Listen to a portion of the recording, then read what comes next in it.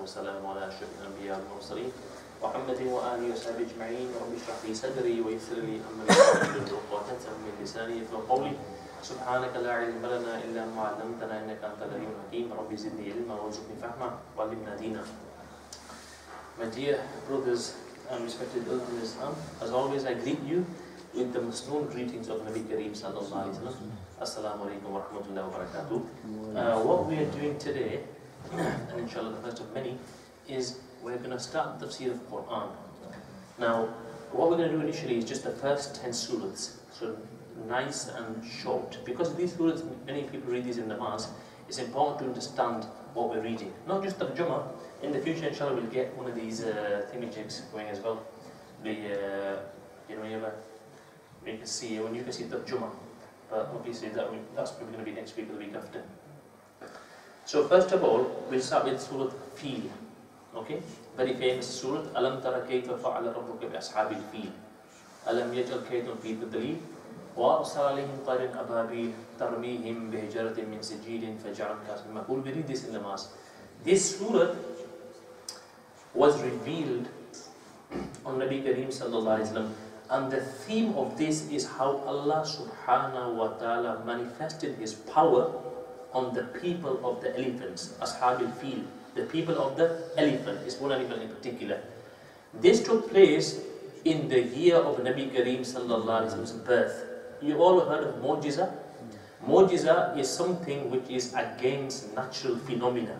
Something, we walk on the earth, when somebody starts flying, that's abnormal, it's against nature. So a mu'jiza is given by Allah subhanahu wa ta'ala to His prophets to substantiate and to bring evidence that this is from Allah, this is a messenger of Allah subhanahu wa ta'ala. Hence what he is doing is only by Allah's power. As Musa alayhi salam's the asa, the stick he had, which turned into such a huge snake, is one example, or his hand which became glowingly bright. And there's others as well, the Quran of Nabi Kareem sallallahu alaihi wasallam, and many, many more. Now, but the point to understand is a mu'jiza is when Allah subhanahu wa ta'ala, when the Prophet has been commissioned, when he's been given the prophethood, and then the mu'jiza comes. But that isn't necessarily so. In many occasions, prior to Prophet's coming, you will have events, supernatural events even. Now when this happens, it's also known as irhas. Irhas is from the word ras. Ras means a foundation stone. So when a prophet is going to come to the world, certain supernatural things start taking place. And certainly so when Nabi Kareem sallallahu alaihi wasallam was born, many, many things start happening. Ajib things happened. That's a topic in itself. Now this Ashabil Fil, this Waqi of the elephants, there were 8 elephants, 9 in total. This took place in the year of Rasulullah's birth, before he was born though. And the point was this, that is this and many, many other Waqiyah, which were absolutely extraordinary, was allowed by Allah to let people know that there was going to be a prophet coming to you. Now this Ashabul Fil, basically the story behind this was, they in the land of Yemen. Yemen at the time of Rasulullah, just before the birth of Rasulullah, and sometime before that, was ruled by the Himyarite kings. There was one particular king whose name was Zu Nawas, or Abu Nawas. He was a particular tyrant, particularly, cold-hearted. He was a pagan. He would worship idols.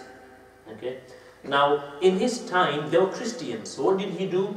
He, being of a particularly religious, pagan bent, he said, this pagan, this idolatry is the true religion, and this Christianity is basically heretics. So what did he do?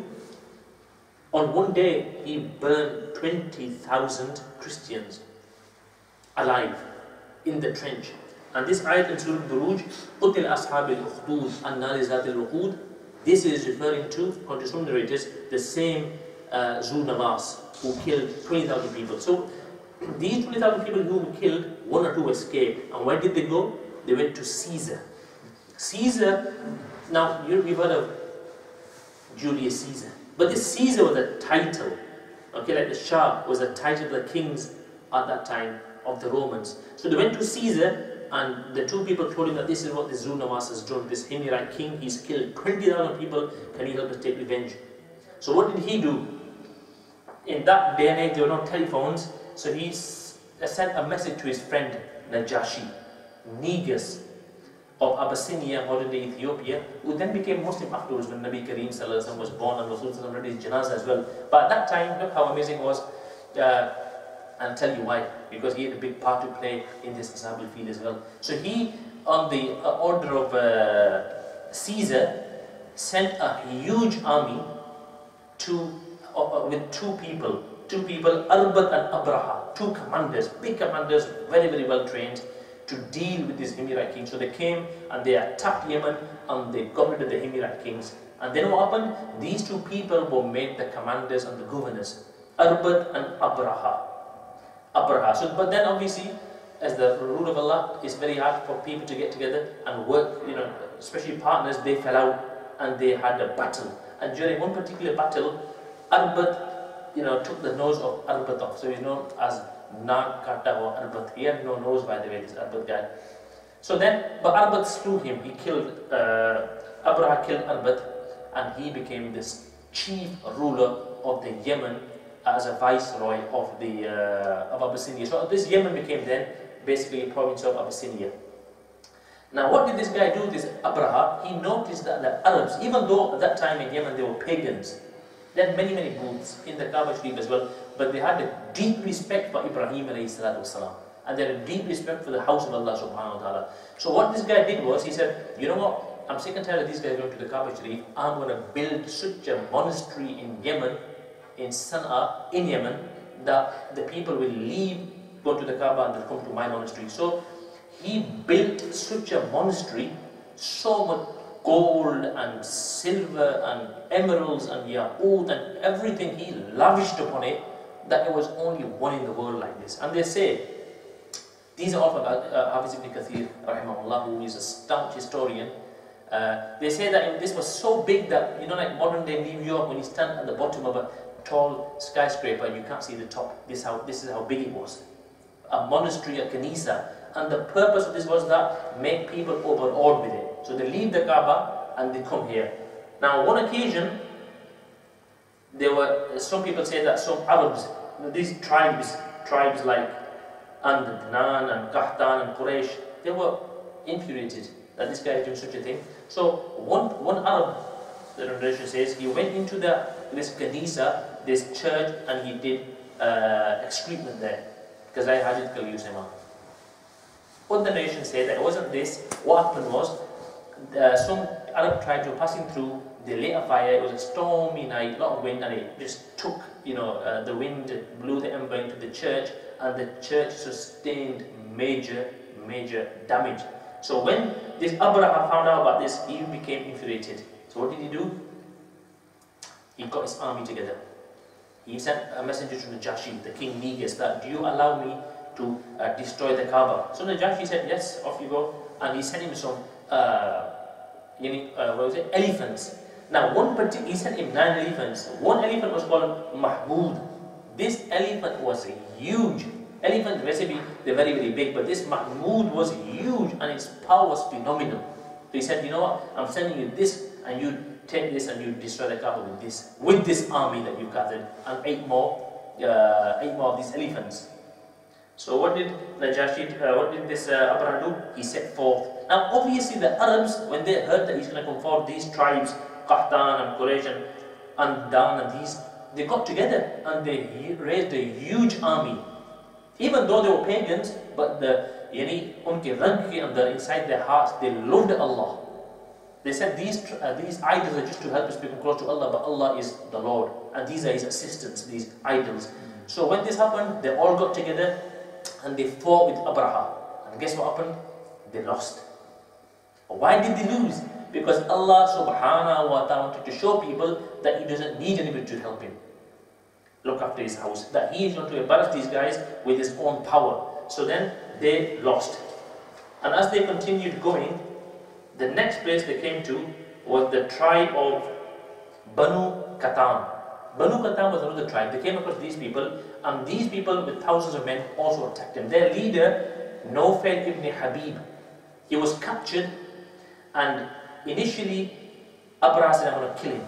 Then he decided not to kill him and use him as a guide to the Hijaz. So he brought Nawfal ibn Habib with him. Now Nawfal ibn Habib will play a pivotal role at the end when he whispers into the ear of this Mahmud. So he is going along with this huge army, and wherever they're going, they're decimating the opposition. Then they come to Taif, and the Qabila of Saqif, big in number, very, very big. Now these guys had an idol called Lat. أَفْرَيْتُمُ اللَّاتَ وَالْعُزَّى وَمَنَاةَ الثَّالِثَةَ الْأُخْرَى. This is one of their, Lat was an idol, and they had a monastery for this Lat. So they worried that if we oppose this Abraha, Nagkata or Abraha, then he will decimate us as well. So they went to pacify him and they talked to him, and he said, look, I don't want to. They said, we'll help you providing you don't destroy our monastery. He said, no problem. And that's it. So what happened then was that he let them be. Well, he was very friendly with them. And in return, they sent a person called Abu Raghib to destroy the house of Allah with him. Abu Raghib went with him.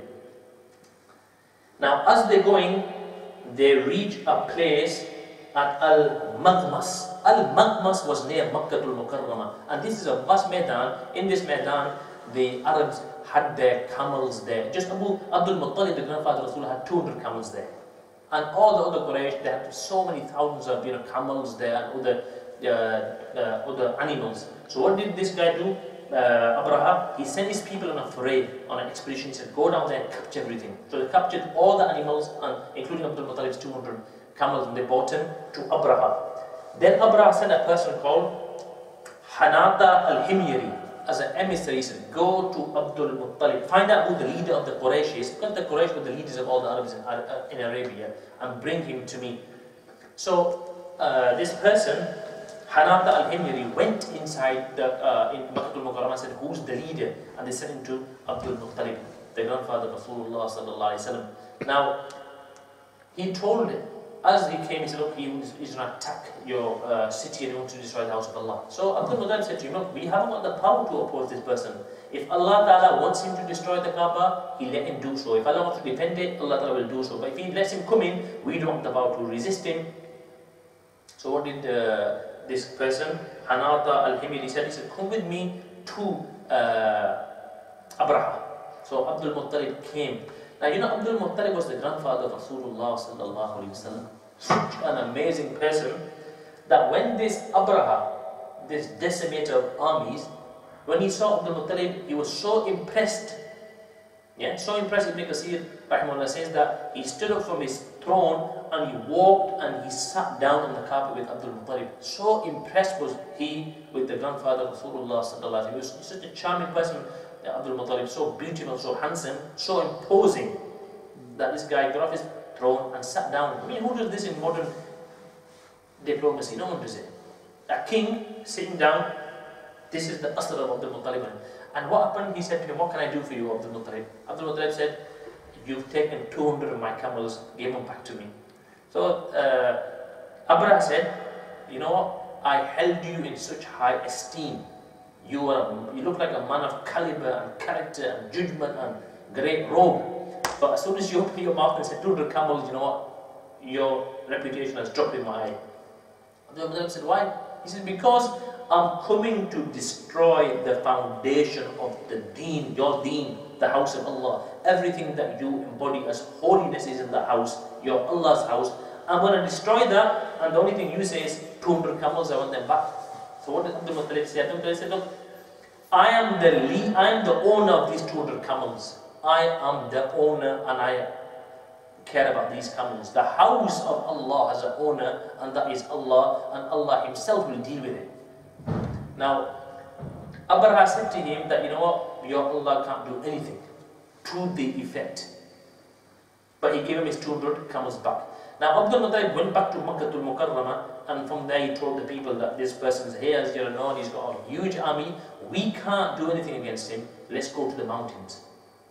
So they went to the mountains. Then after they guarded everything, Abdul Muttalib came back to the house of Allah with a few more leads of Quraysh, and he held on to the door of the Kaaba and he prayed to Allah, oh Allah, we don't have the power to protect your house. This is in your responsibility.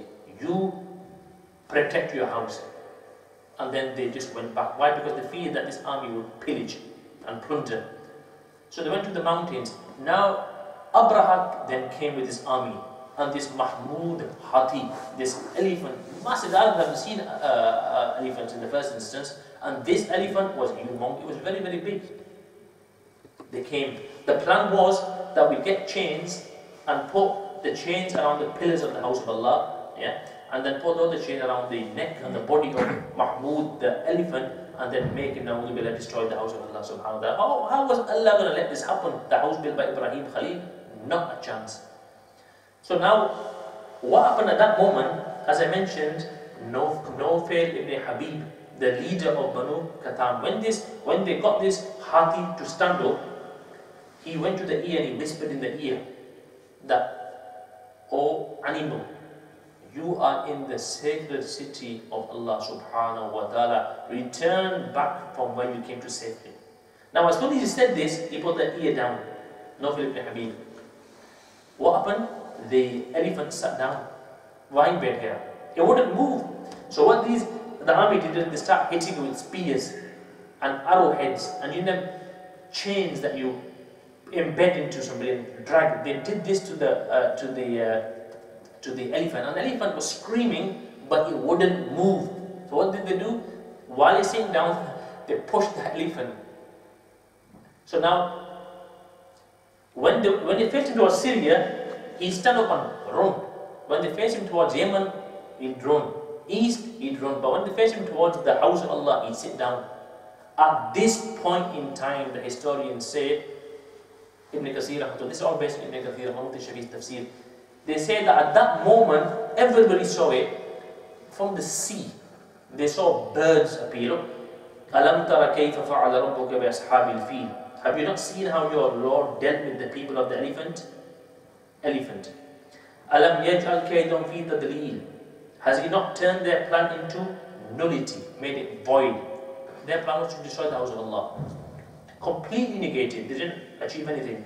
وَأَرْسَلَ عَلَيْهِمْ طَيْرًا أَبَابِيلَ, and sent upon them طَيْرًا أَبَابِيلَ, a flock of birds. So people are watching, and from the horizon you're seeing birds come.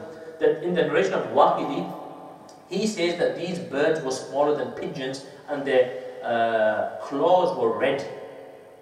They had red claws, and in each claw, two claws, they had a small pebble, like mustard gram or like lentil, very, very small. Now what they did was they dropped these on them. تَرْمِيهِمْ بِحِجَارَةٍ مِنْ سِجِّيلٍ, throwing upon them stones of baked clay, very, very small. But the thing about these stones was that it's very strange that as soon as they landed, they went through the person. They went through him, small stones going through the person on the right, that they embedded into the ground. Like, modern day bombs, you can say. They went through the people, they had to go through because they were so small. Like you've seen lentils, dal, see how small are they? They went through the person. This is not a fairy tale. Allah Ta'ala in his book, he's saying, have you not seen how your Lord dealt with the people of the elephant? This story, by the grace of Allah, is a fact. So much so, that Aisha radiallahu anha says afterwards, and as Asma, Muhammad ibn Ishaq narrates the authority on the authority of Aisha radiallahu narrates, this hadith has been written by Muhammad ibn Ishaq, that Aisha radiallahu anha says that I saw in her lifetime the two people who were part of the team which was supposed to guide this elephant, I saw them blind and paralyzed. In her lifetime she saw these people. So they came and they dropped these mustard seeds. These seeds went through these people and so many were killed. It created complete turmoil. Where could they? It's like modern day when the bombs come, where do you run? You can't run to the sky, so you run. So the whole entire, not 20 dozen people, an army of thousands, they came, and on the way they vanquished so much so, it was a huge army, sab ke sab mataba ho gaye. They all destroyed there and they were running. They were taking Allah Ta'ala on, and Allah showed them that with small birds, with small mustard seeds, I'll decimate your army. Elephants fled. One elephant was destroyed and the rest of them fled. Now Abraha, this no-nose Abraha, Allah Ta'ala made him a particular ibrat. What happened with him when he got a disease? Such a disease that, he got some kind of a fungi which caused his limbs to fall apart. So as he's going back to Sana'a, Yemen, his limbs are slowly falling apart. And he's stinking. He's still alive, he's stinking, and his limbs are one by one falling apart. He went back to Sana'a, and he died on the route. But when he got there, his body was just like, in bits. He just got all like that there, like a plague. He got complete. And this was ibrat for all the Arabs and all the other society. And afterwards, obviously, Najashi became Muslim. He saw all this and they realized something else is happening here. Now, regarding this surah, we have 5 ayats. Let's go through the Tarjuma. So this is the backstory. So these people failed. They didn't achieve anything. And then Nabi Kareem Sallallahu Alaihi Wasallam was born himself in this same year. Ashab al-Fil. It was such an amazing event that this is where the Arabs made their benchmark for a calendar from that. 10 years after the Waqi of the elephant, etc., etc., etc. Alam tara kayfa fa'ala rabbuka bi ashabil fil. Have you not seen how your Lord has dealt with the people of the elephants? Ashabul fil, only one, not all the elephants. Why? Because this particular elephant, Mahmud, was humongous. Okay? Alam yaj'al kaydahum fi tadlil. Allah Ta'ala says, did he not turn their plans into nullity? Did he not negate their plans? This guy, he did so much, entire army he brought with him, he staked his reputation on this, and he decimated so many people, and he lost his life, but he was made into an ibrat. Did Allah not completely negate his plan? Alam yaj'al kaydahum fi tadlil. وَأَرْسَلَ عَلَيْهِمْ طَيْرًا أَبَابِيلَ. And Allah Ta'ala sent upon them طَيْرًا أَبَابِيلَ, flocks of birds. Now, ababil has no singular, it's just a plural. Okay? On Tayran, a bird. Some people say this was like a pigeon, but these birds had not been seen before or after. They just appeared. Subhanallah. Tarmihim bihijarat min sijil. Allah subhanahu wa ta'ala, tarmihim, the birds threw upon them stones of baked clay. Stones is a big word. It was like small mustard seeds and like lentils. And thus he turned them into eaten up chaff. فَجَعَلَهُمْ كَعَصْفٍ مَأْكُولٍ. He made them into eaten up chaff. The things that cattle eat, like that, burra. Nothing left of these people. They decayed on the ground, and their leader was, when he went back to his place, he was dead. And how did he die? As I mentioned, his whole limbs fell apart.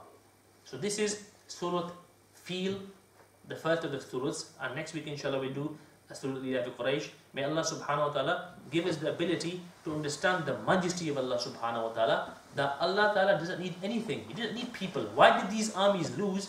The Arabs, because Allah did not want them to say that we defended the house of Allah. As Abdul Muttalib said that, I am the Lord of the camels and Allah is the Lord of the house. Allah ta'ala will deal with it as He sees fit. And history records this, that when the house of Allah, you can't challenge Allah subhanahu wa ta'ala. So this was also, as I said initially, a mu'jiza or a irhas for the advent of the coming of Nabi Kareem sallallahu alayhi wa sallam. So may Allah give us the ability to have love for Allah and have the majesty and to be aware of the power of Allah subhanahu wa ta'ala. Jazakumullah khair. Subhanallah wa bihamdihi. Subhanakallah wa bihamdika. Ashhadu an la ilaha illa anta astaghfiruka wa atubu ilaik. Jazakumullah.